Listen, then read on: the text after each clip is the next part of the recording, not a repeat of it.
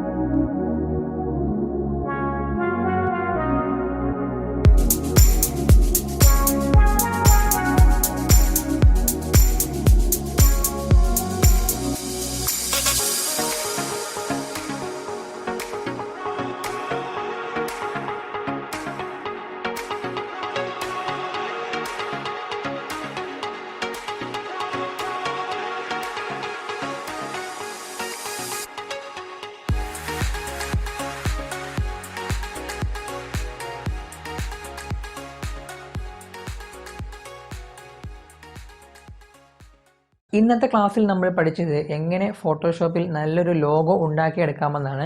അപ്പോൾ ഞാൻ ഇതിനു വേണ്ടി ഉപയോഗിച്ചിട്ടുള്ള ഫോണ്ട്, മറ്റ് വർക്ക് ഫയൽ എല്ലാം തന്നെ ഡിസ്ക്രിപ്ഷനിലുണ്ട്. വേണ്ടവർക്ക് അത് ഡൗൺലോഡ് ചെയ്തെടുക്കാവുന്നതാണ്. ഇന്നത്തെ വീഡിയോ നിങ്ങൾക്ക് ഇഷ്ടപ്പെട്ടെങ്കിൽ തീർച്ചയായും നമ്മുടെ വീഡിയോ നിങ്ങൾ ലൈക്ക് ചെയ്യുക. കൂടാതെ നിങ്ങൾക്ക് ഇഷ്ടപ്പെട്ട ഒരു ബ്രാൻഡിൻ്റെ ലോഗോ നമ്മുടെ കമൻറ്റ് ബോക്സിൽ കമൻറ്റ് ചെയ്യുക. അപ്പോൾ ഗ്രാഫിക് ഡിസൈനെ കുറിച്ചിട്ടുള്ള മറ്റു ക്ലാസ്സുകളുമായി നമുക്ക് വീണ്ടും അടുത്ത അധ്യായത്തിൽ കാണാം.